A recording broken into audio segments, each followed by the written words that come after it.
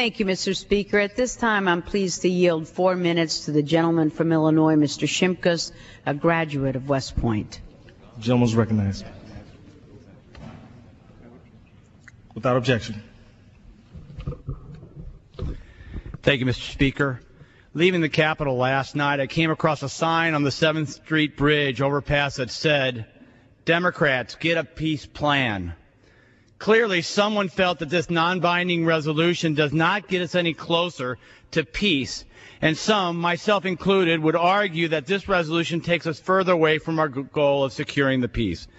Retreat, surrender, leaving, disengagement, that's the view of some politicians in Washington, D.C., making decisions on combat operations overseas. If there is any clearer comparison to Vietnam, this legislation is it. Here's the Republican plan for peace. Victory.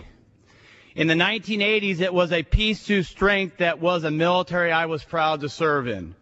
Our last best chance for victory is by supporting the decisions of the commanders in the field.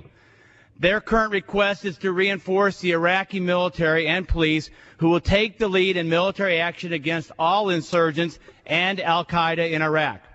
We are to ensure reconstruction continues, to empower Iraq, its security forces, and newly elected leadership to be prepared to fully assume their destiny, and to leave when asked by a sovereign country of Iraq.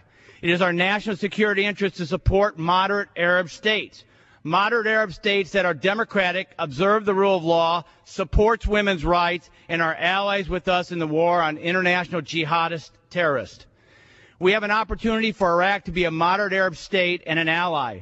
However, we can be assured if we leave early that the radicals will take over after an ensuing and huge bloodbath and forever be an enemy of the United States. During the buildup to the Iraqi constitutional elections, I wore a flag pin representing both Iraq and the United States of America. As I have traveled about my district in the past weeks, I have put the pin back on as a sign of solidarity with the sovereign and free Iraq. What this resolution does is sever this alliance, this commitment, and emboldens our adversaries. It tells the world that we are unable to go the distance and keep our commitments to do the right thing. Well, I will not accept defeat, and especially from political armchair quarterbacks. The military commanders in the field have asked for reinforcements. This appeal may be our last best hope for a free, democratic Iraq willing to be able to protect their citizens and support us in the war on terrorism. Are we politicians sitting safe and secure in Washington, D.C. going to say no to this request? Surely not. Throughout our history, a debate such as this has occurred on the floor of the House and across the nation. Monday was the 198th anniversary of the birth of our 16th President, Abraham Lincoln. At his tomb, I read this quote from the Gettysburg Address, which I believe is applicable today. It is for us, the living, rather to be dedicated here to the unfinished work, which they who have fought here have thus so far nobly advanced. It is rather for us to be here dedicated to the great task remaining before us, that from these honored dead we take increased devotion to that cause which they gave their last full measure of devotion, that we here highly resolve that these dead shall not have died in vain. Instead of fighting, we are arguing amongst ourselves. We ought to commit our country to finish the task at hand. We should be united in the cause and to pray to God, the Creator of all, to bless our efforts here, the efforts of our military, the government of Iraq, her people, and yes, even our enemies. I want to end with another quote from Abraham Lincoln. In his farewell address to Springfield as president-elect, he said, "Today I leave you. I go to assume a task more difficult than that which devolved upon George Washington.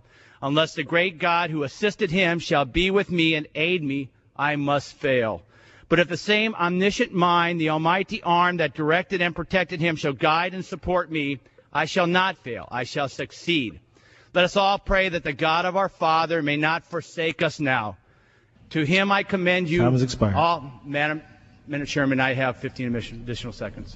15 seconds to the gentleman from Illinois. To him I commend you all permit to ask that with equal security and faith you will invoke his wisdom and guidance for me.